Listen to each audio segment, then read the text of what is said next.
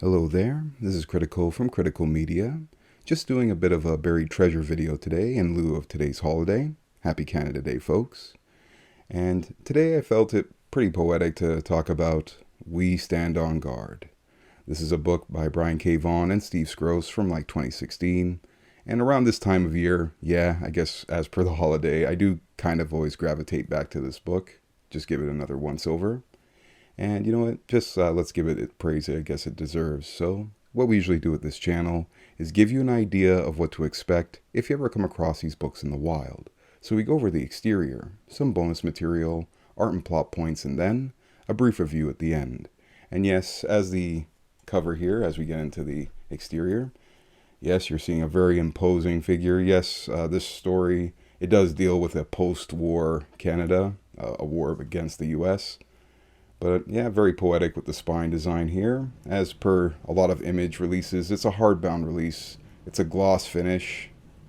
But yeah, very poetic with the red and white aesthetic, that's for sure. And again, another striking image here on the exterior. But yes, for those of you who may not be aware, Steve Skroce, he's a fellow Canuck as well. He kind of worked on the Matrix storyboards. You probably always end up seeing that. He worked on another story very similar to this one called Post Americana. It's not a sequel or anything like that, but it's very interesting that Steve Skroce also worked on a similar story.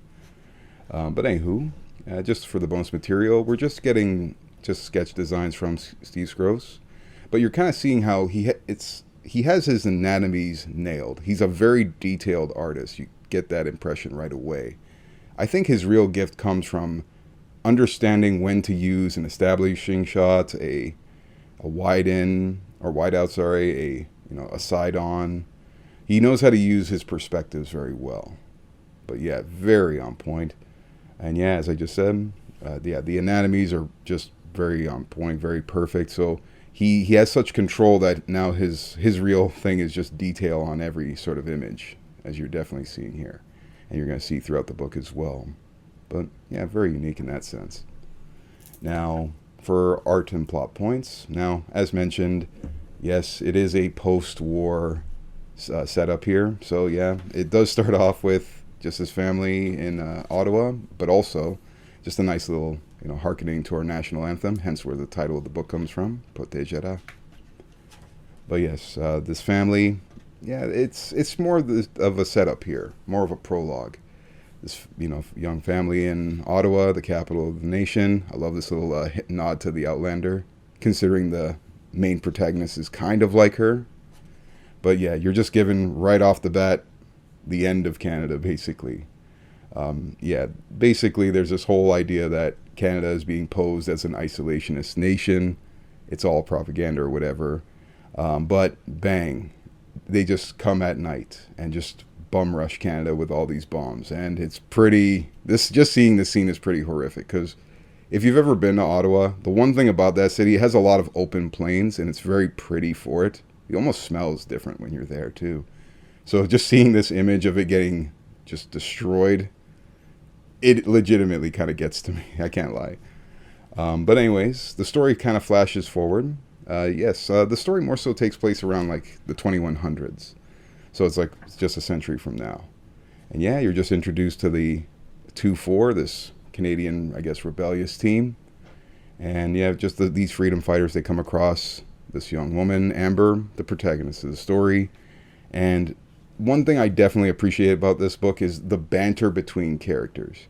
Like, they all have this sense of familiarity, or the sense of, should I say, you should already know better. Like the level of exposition is in a form of, it just naturally flows throughout the story, as opposed to just direct exposition. I love when writers know how to do that.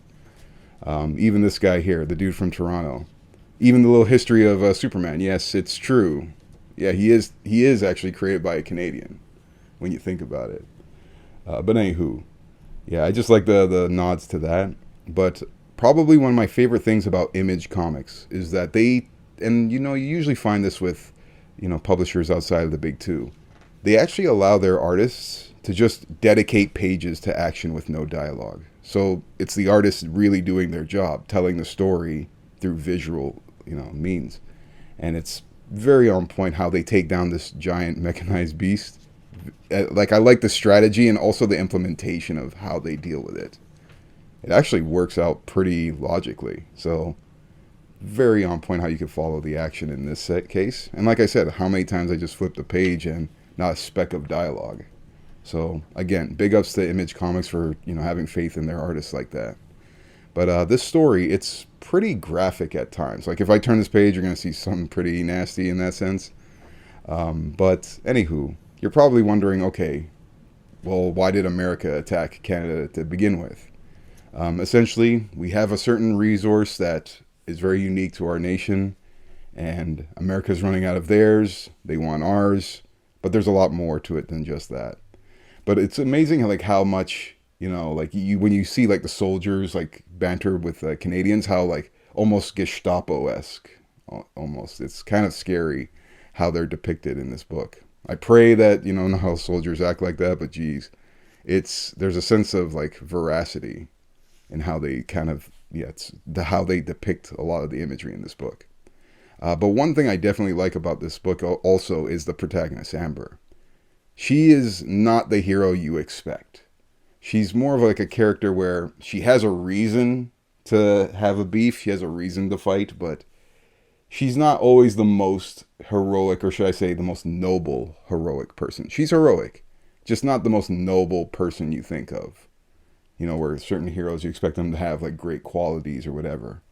And she's definitely unassuming, which is another aspect I think they both nailed, Skroce and Vaughan. That she's very unassuming, and then when you find out she's really dedicated, yeesh. It definitely hits you hard. This book's gravity is just always on point. I guess maybe because it hits so close to home, being a Canuck myself. But anywho, probably one of the greatest scenes in this book, and I think in comics period, heck, in most media's period, is this idea here of this interrogation scene. As mentioned, they're in the future, so it kind of plays out where they can actually use VR and kind of basically torture you inside of your own mind. And men, this whole banter, the way their dialogue goes through, on point. This character is the leader, Chief, as she's known, or Vic McFadden, I should say. But men, they really sold this idea of how torturous this kind of interrogation tactic can be. It's very scary, very believable. We'll burn you 100 times, 1,000,000 times, because it's all happening in your mind. And even the way that entire scene plays out, I guess the finale, the way that interrogation ends, yikes. It is beyond the word scary. But anywho, you're just seeing these awesome images, or should I say these designs here from Skroce. It has a very grounded sense of, I guess, fantasy. Because I can believe that we will design machines kind of like this in the future. And even this reference here to Great Slave Lake. By the way, the Great Slave Lake, the name really more so comes from what was going on with the Cree and the Dene people, the native peoples themselves. So surprisingly, not much European influence in the name. But anywho, just on point how many times Image has given this kind of page real estate, only to the artists. I love whenever companies can do that. But probably another great moment is just the way everything comes about, the big catharsis of the book. The whole purpose of why the Americans are there, the antagonist's reason for being, even the backstories of characters, the way it flows. This story overall, it has a very frenetic and at the same time very paced out kind of plot, or should I say the acts. Just very well thought out altogether. And even these little small references to the Canucks, our Eat More bars, I don't know if you've ever had one, but I like how this is a little litmus test for Canadians. A Canadian knows what this kind of tastes like. It's just one of those kind of things they implemented into the book. But yeah, you're kind of seeing it right here, how graphic this book can be. It really does show you the full consequence of technologies. So if you ever wondered why a laser beam doesn't cut through people, oh yeah, it does. Pretty harsh. And yeah, as you're seeing, just overall, very extreme stakes being taken here. How does the story end? Does Canada come back?